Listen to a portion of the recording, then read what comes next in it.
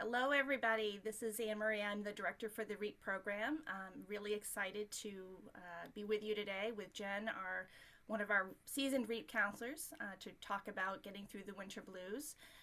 In the chat box, if you wouldn't mind, I'm going to put a brief survey. We are funded through the state of New Hampshire and New Hampshire Housing, and they do ask that we collect some brief demographic information. So I've put that link in the chat box. If you want to just take a minute and put in your information, that would be wonderful.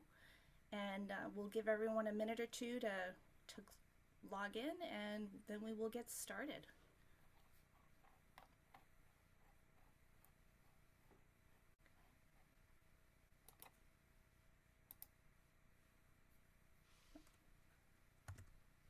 So if you just want to click on the link, and that will give you the information for the Survey Monkey, that would be wonderful.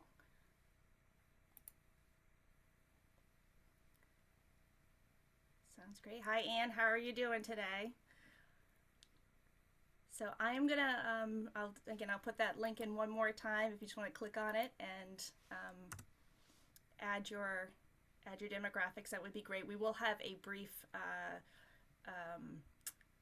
evaluation at the end as well.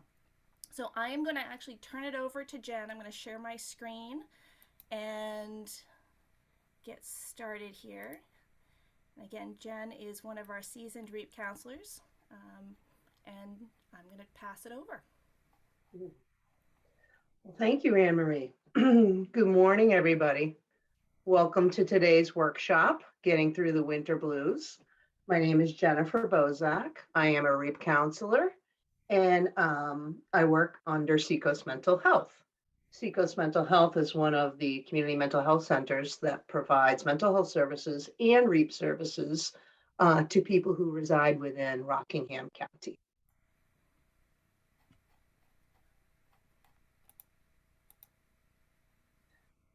What is REAP? REAP is a short-term outreach program that is unique to New Hampshire.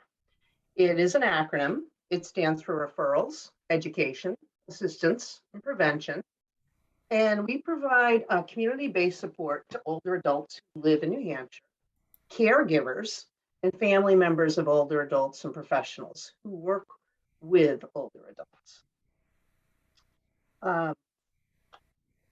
REAP services, they're free and confidential. We provide brief counseling, up to 5 sessions, technical assistance, consultation with housing professionals, service coordinators, visiting nurses, home health aides, Bureau of Elderly and Adult Services, primary care doctors. And then we also offer a variety of educational sessions for older adults and professionals who work with older adults. Any place that older adults congregate, we can offer those sessions.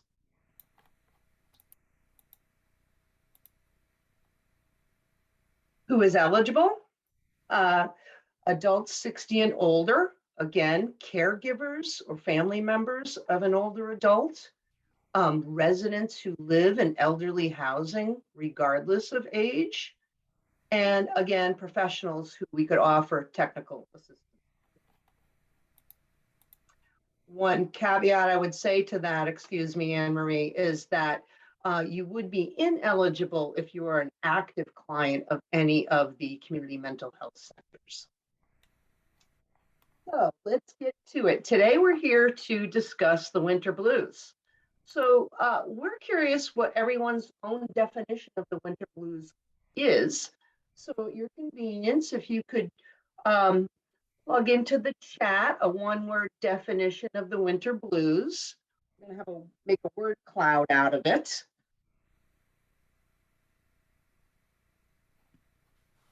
Sad, that's okay, very common. Lonely, dark, okay, I'm seeing some good ones. I can't see them all, but we're going to review these after.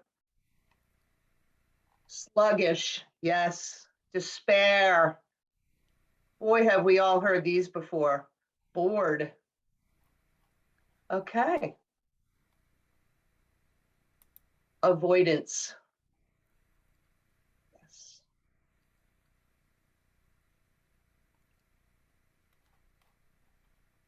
Sleep, Martha put. Yes, Martha.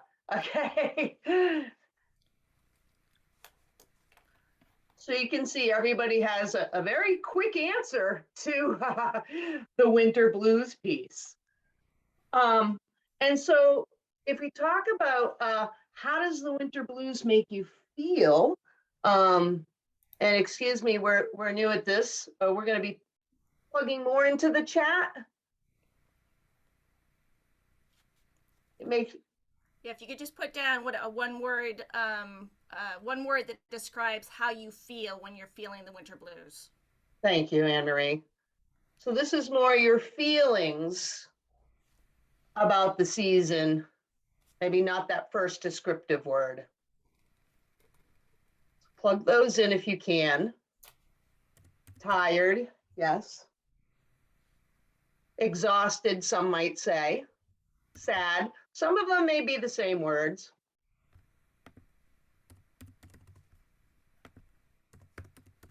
If we think about working with folks, it's important to, start where they're at. So we need to really understand where people are at right now to begin to help them. Mundane, yes, Jane. Next slide, please. So what we're going to learn today are a variety of causes of the winter blues or factors of the winter blues. And we're going to describe the difference between seasonal affective disorder and clinical depression in the winter blues. We're going to learn some strategies to help manage through those feelings. And we're each going to develop an action plan of positive winter blues busters that we can try and we can share. Next slide, please. I think it's important to note that the winter blues truly isn't an actual medical condition per se, right? But it's a general term that we use to describe these feelings of sluggishness that many of us feel. I mean, you can see from this graphic, I think it describes what many of you, especially the bottom two, what many of you just wrote in the chat. So, but I'm here to remind you that the winter blues is temporary. So let's talk about this. So winter blues symptoms, not everybody has the same degree of symptoms or the same symptoms at all, but a lot of people experience some of these factors, which include, Anne-Marie, feeling lethargic, irritability, sometimes changes in appetite. People may eat too much or not enough. Sleeping issues, trouble falling asleep or staying asleep or sleeping too much.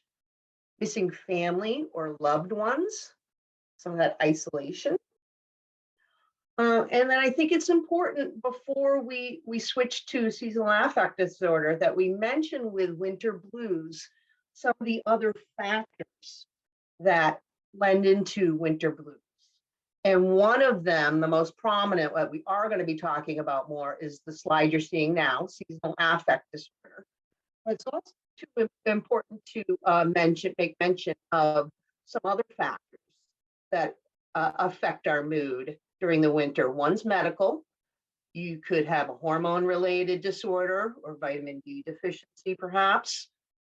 Drugs and alcohol certainly play factors, especially for older adults. We know alcohol is a depressant. We know as people age, their bodies become more sensitive to alcohol. And then, of course, we have interactions with alcohol and medications. So actually, 20% of older adults have a problem misusing alcohol and medications. And 56% of people who have been hospitalized, older adults, lend to that misuse. So it's truly a factor. Another big factor is grief. And the holidays are during the winter season, and that kind of can play into it. But we need to be mindful because one of the feelings with grief is depression. So we need to be extra mindful of that. And then lastly, just another factor that's kind of got us all with the winter blues. So I call it a blanket of stress would be COVID-19. So that is another factor to kind of keep in mind. Well, here we are. We're going to kind of focus on seasonal affective disorder, SAD, okay? So, it is a form of depression that's associated with light changes. It is, reduced sunlight and exposure to sun during the winter months changes our mood. The thing with a slight difference between the winter blues and feeling kind of blah versus seasonal affective disorder is some of these things are really impairing your functioning, like we mentioned. The drugs, the alcohol, could be grief, could be your medical piece, is also playing into these feelings of sad. So here we are looking at this graphic. What we have is a lack of light in the winter. So this is a chemical in our brain called serotonin, and it helps us feel good. So the lack of light lessens that serotonin. So we're not feeling quite as well. And our body does a double duty on us because we have hormonal changes in the winter, which increase our level of melatonin, which is that sleeping hormone. So we've got lower serotonin, higher melatonin.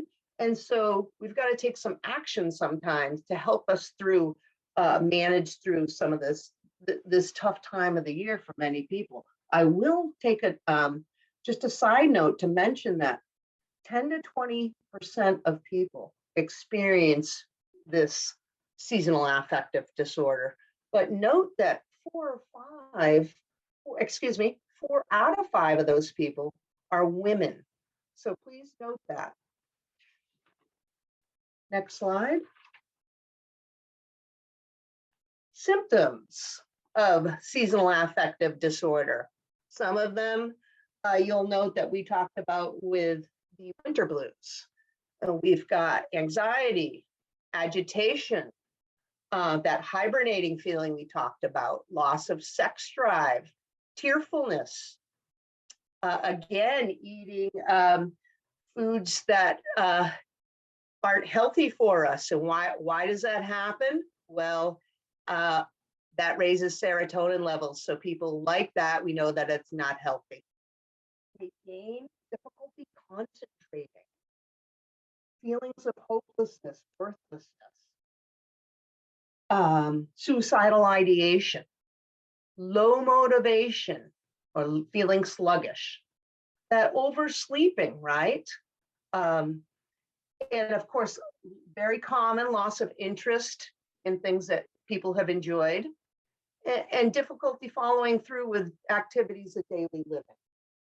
So those are some of the symptoms. Not everybody experiences all of them or all the same ones. That's just a guideline. But I think it's important to mention that these symptoms tend to peak in January and February and then subside after that because it is a seasonal disorder.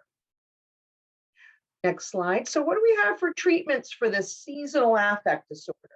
We can offer light therapy, and those would be light boxes. You could also use artificial light in your house. You could also use natural light. Treatment options also include psychotherapy or talk therapy, antidepressant medication. I just found out that Wellbutrin has been offered seasonally to some folks that are experiencing seasonal affect disorder. And then lastly, another treatment option is Anne-Marie, it's my last treatment option, vitamin D, okay? Vitamin D is a vitamin that as we age, people are less apt to absorb into their bodies. And so making sure that your vitamin D level is where it should be with your doctor, and if not, getting it tested, because vitamin D deficiency can mimic depressive symptoms. Next slide, please. So I think it's important, we talked a little bit about the winter blues. We talked about seasonal affect disorder, but I think it is important to mention that the difference between those and clinical depression. Okay, so we're just going to take a quick few slides and talk about clinical depression. 1 in 5 people experience clinical depression sometime in their life. Okay, it's very common. You're going to get these slides afterwards, so you can go through some of the information I'm going to kind of scan through.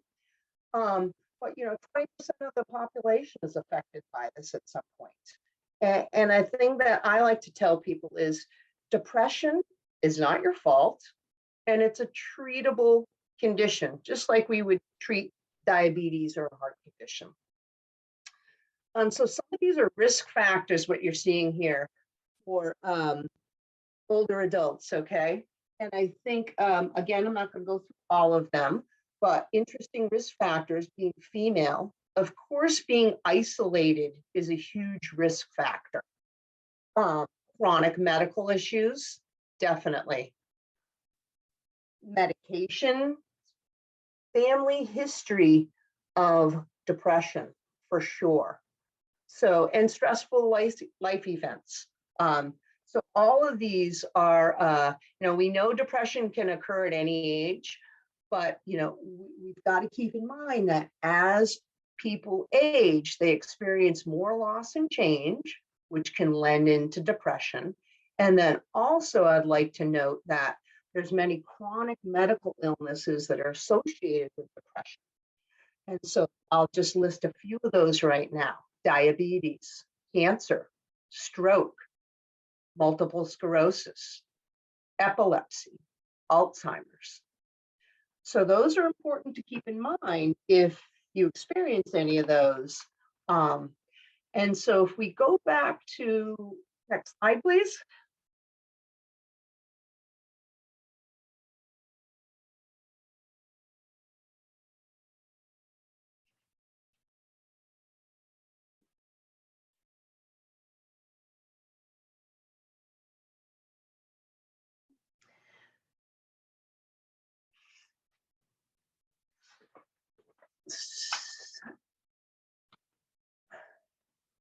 Okay.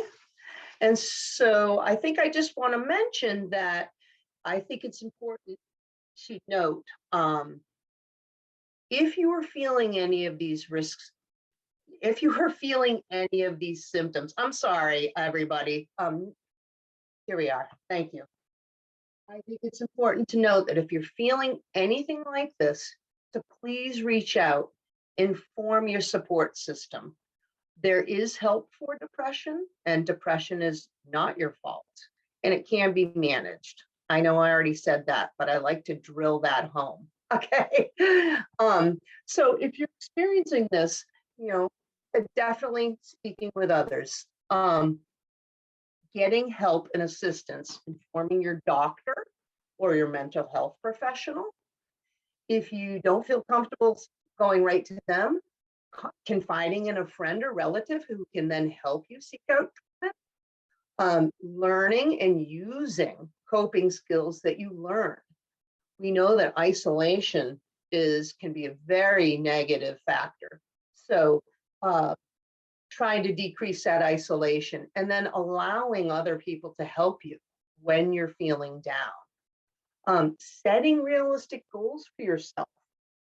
That's one thing that we'll talk about on the action list too.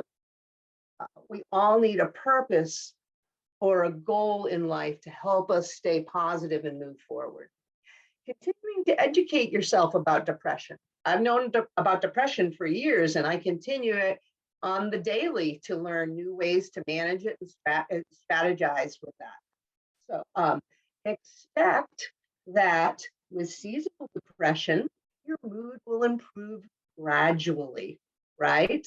We know that light is coming back, and that plays a big piece with the seasonal depression. Lastly, if you are experiencing any of these symptoms, we really coach people to hold off on making an important life-changing decisions. And then I would say loop back to your support system and, use those people to help you. Next slide.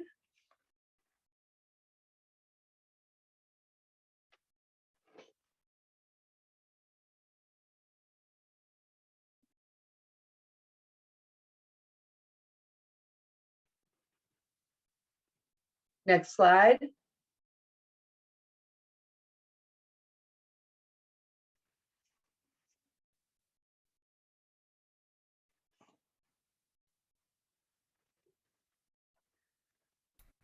There is a lag in the slides, so keep going, and it will catch up.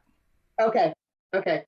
So, lastly, what we want to talk about now is winter blues busters. So, I think what I'd like you to do is just have a piece of paper handy, have a pen handy, because this is information that you're going to hopefully use after our training today. So, Anne Marie has made this awesome little word cloud here of how the winter blues makes you feel: depressed, exhausted, despair, cold. That's a good one. Okay, so this is something we're trying. Appreciate everybody's effort in this. And so when you're thinking about how the winter blues make you feel, and then we're going to talk right now about actions to combat those feelings, think about linking those two. What are the things you can actually do to reduce some of those crummy feelings? Next slide.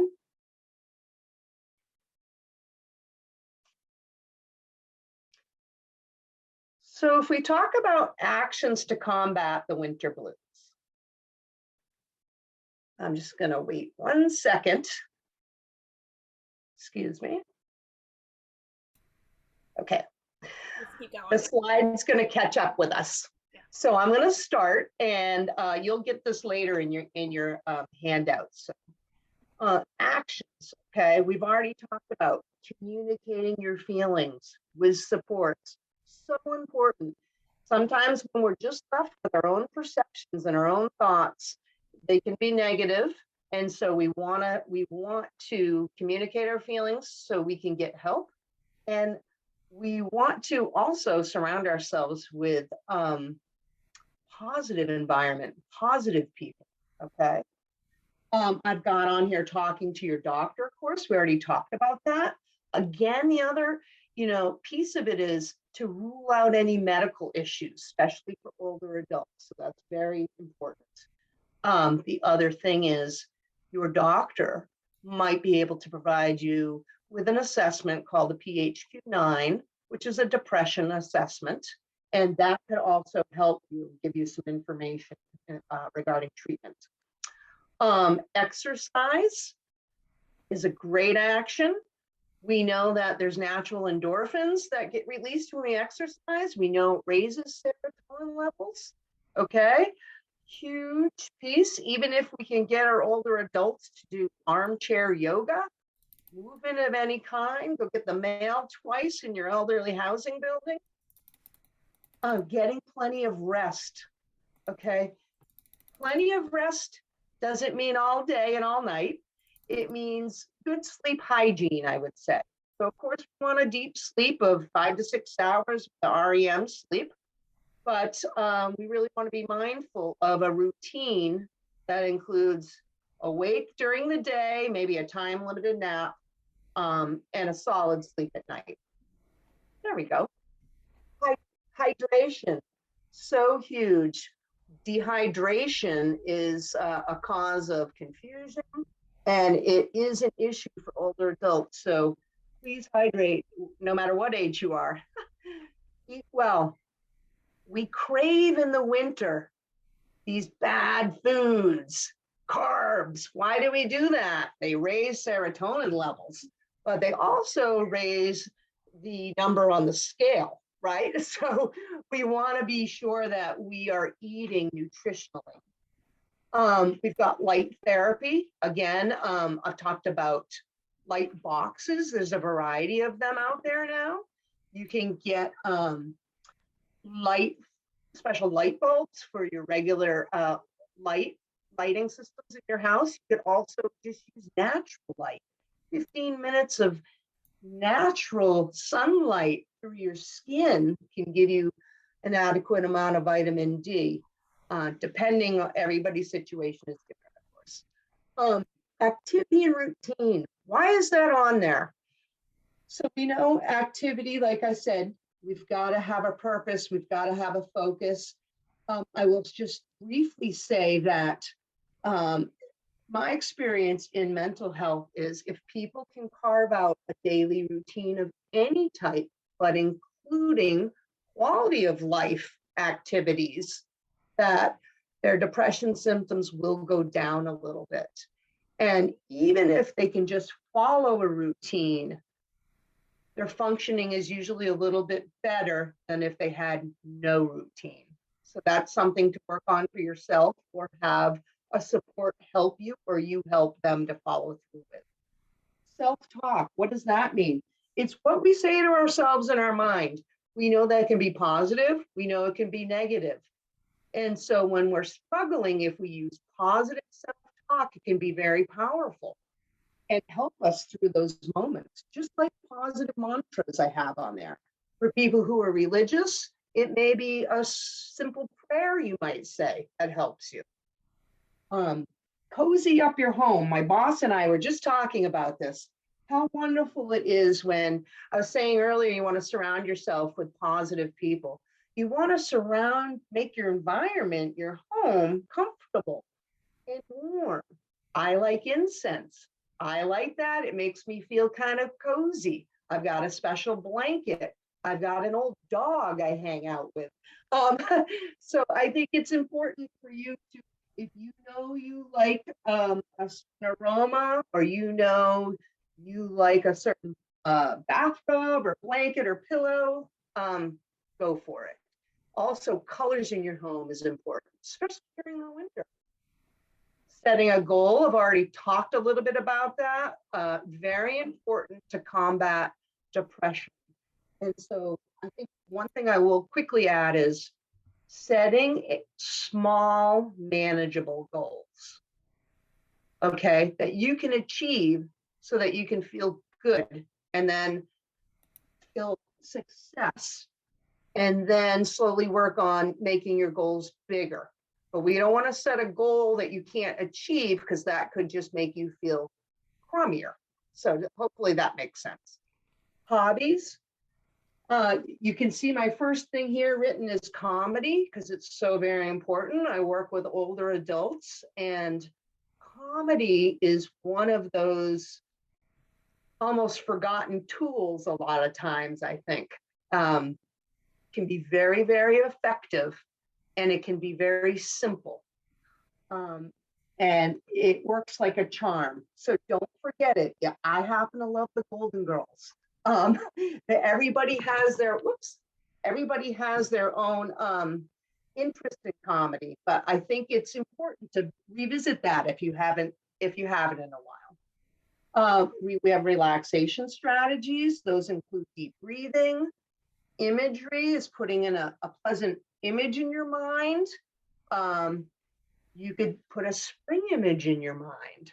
Oh, what does the summer look like if you really are struggling with winter? Talked a little bit about the aromatherapy piece. Again, the lavender, releases serotonin. So any type of aromatherapy, again, can be powerful, and it can help us bring pleasant memories.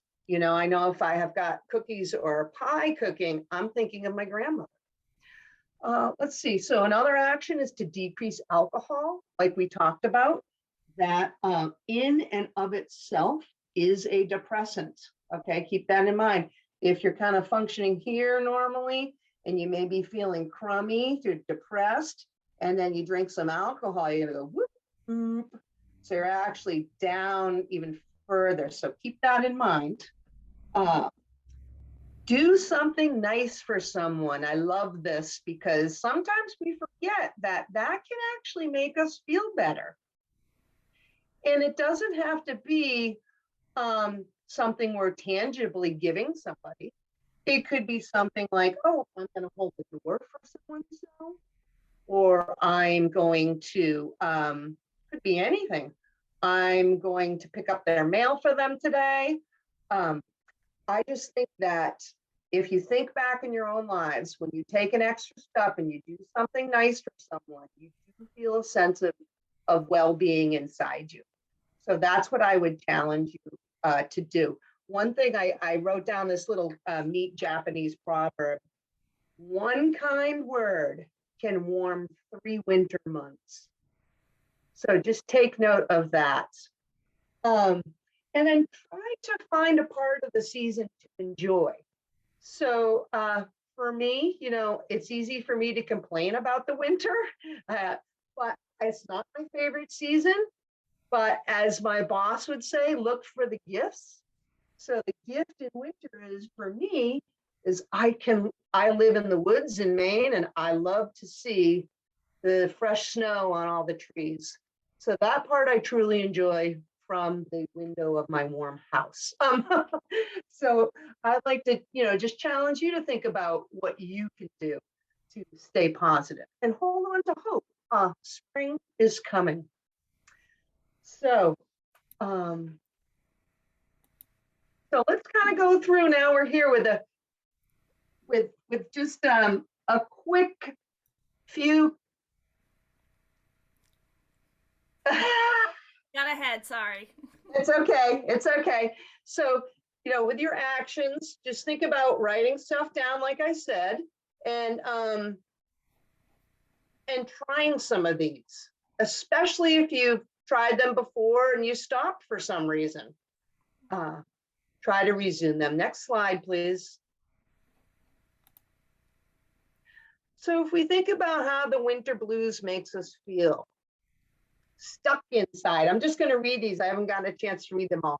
Mundane, hopeless, isolated, cold, exhausted, uninspired. What would be, could, if we took one word, let's say we said despair. What would there be?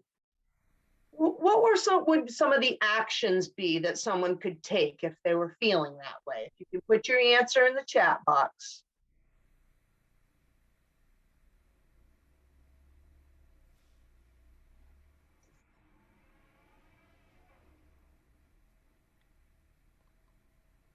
Go for a walk.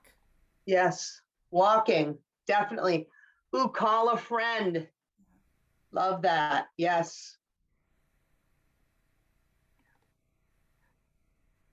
So my thought would be right away, connect with a support system.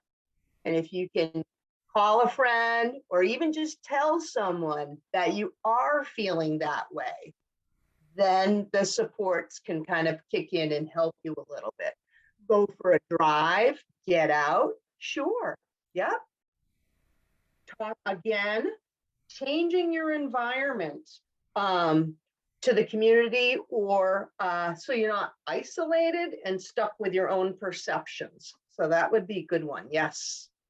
Watch something funny. All right, Kathy Burns. Yes. Watch something funny. We all need something funny. And we forget that, I think. So that's a great one. So, and let's see, how are we doing on time, Anne Marie?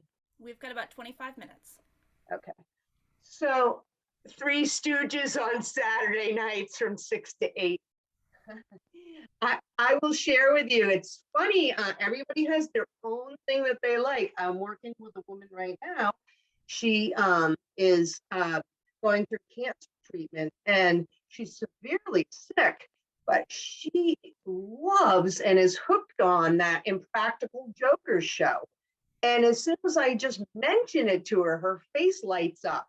So, that's the power of comedy sometimes. Okay. So I think we could probably switch to the next slide. I've got a few jokes just to end. I'm usually doing this in person with older adults, so bear with me. How does sheep keep warm in the winter? Central bleeding. Why did the weather want privacy? It was changing. What did the big furry hat say to the warm woolen scarf? You hang around while I go ahead. And then, of course, how is Snow White? Oh, she's fine, according to the dwarves. So I think that there again lies in the power of comedy. It's important to mention some resources. NAMI, if you NAMI is through the entire country, and here we've listed NAMI New Hampshire. It's National Alliance for the Mentally Ill. They offer a lot of education, resource, support, advocacy. That's fantastic. And then lastly, we have a new resource that I want to mention called the Access Point, or Rapid Response Access Point. You'll see that phone number there. And it is a new system New Hampshire's using. If you have a mental health crisis or substance abuse crisis, you can call that number and you'll be connected with a mental health professional who's trained, and they will help guide you, and they may connect with a mobile crisis unit if need. So that is a new resource, very important. And I think after that, next slide. These are my information to reach me. Like we mentioned at the beginning, if you do have a referral for the REAP program, we didn't talk about referrals, I'm sorry. But what you would do is you would call the number listed here, okay? And this is for Seacoast Mental Health and beyond. If you cannot connect with your local community mental health center to access the REAP counselor, you could call this referral line. You would leave just the demographic information and the presenting problem, and we will take it from there. So again, thank you so much for listening to me today. I've really enjoyed presenting, and I think at this point, Anne-Marie and I thought we would open it to questions. So just a couple things. Thank you so much, Jen. That was fantastic. I have just putting in the chat again the Survey Monkey with the sign in, as well as the evaluation form. If you could just take a few minutes and just fill those out for us, that would be wonderful. And just to kind of reiterate with Jen, if you do have any referrals, please feel free to give us a call. Or if you're running into issues with locating the REAP counselor in your area, certainly feel free to reach out to us as well. We will be sending out our brochure as well as some additional information related to this presentation after the fact.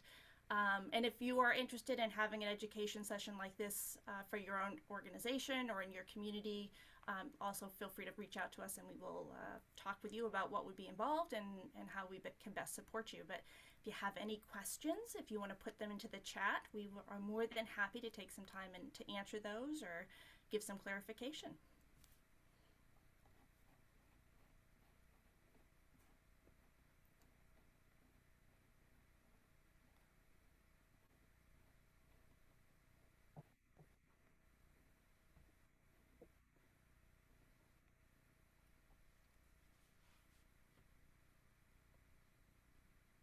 Mm-hmm.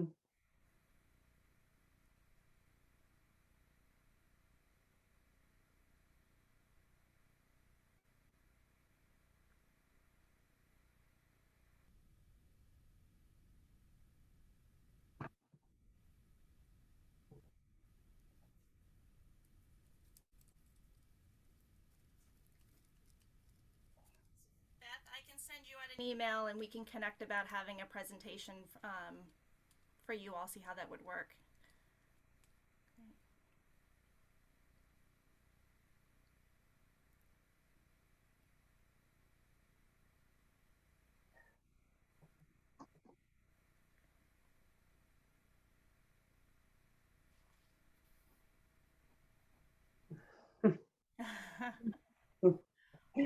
Hi, Baghdad Woods.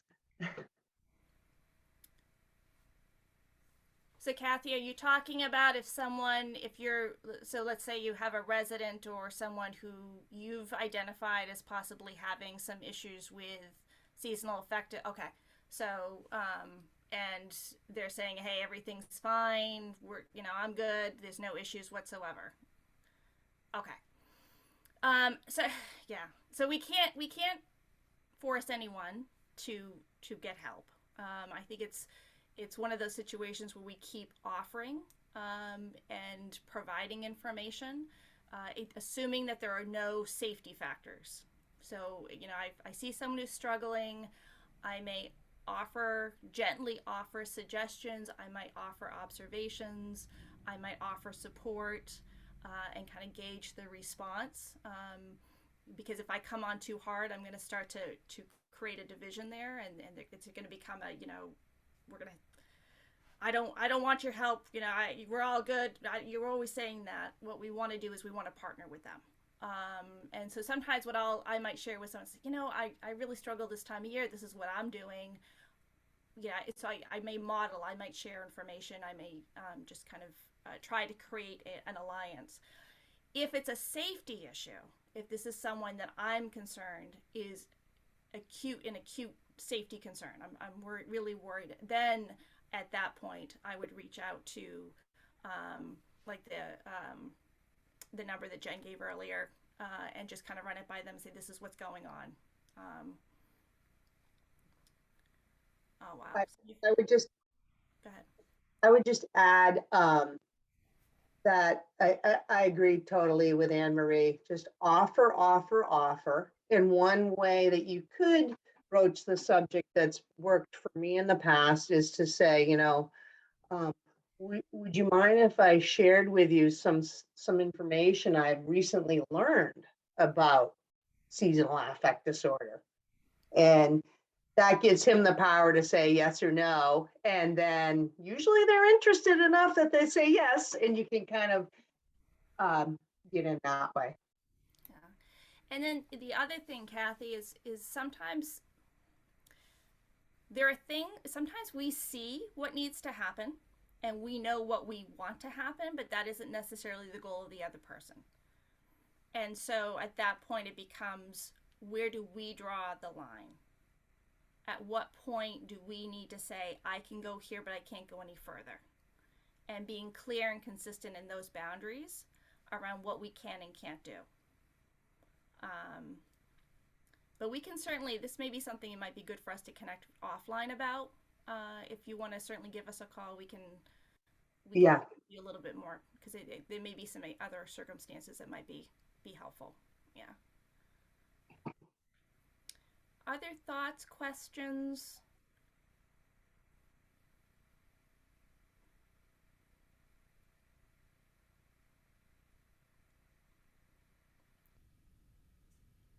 Well, if you do have referrals, please feel free to reach out to us.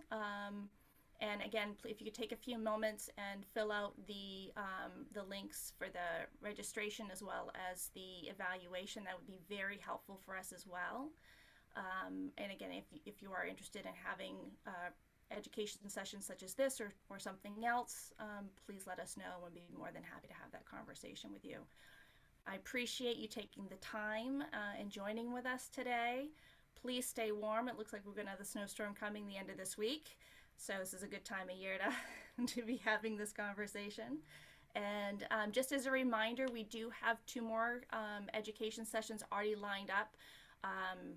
We're in February. So March 1st, same time, we will be doing a session. I think the next one is, oh my goodness, finding goodness in your life. And then April 5th, which is also a Tuesday, same time, we are doing one around speaking up and speaking out, which is really around finding a voice and being able to advocate, and again, setting those boundaries and having difficult conversations. So please share that information through your networks. It's all the same registration process. Thank you so much and have a wonderful day. Thank you.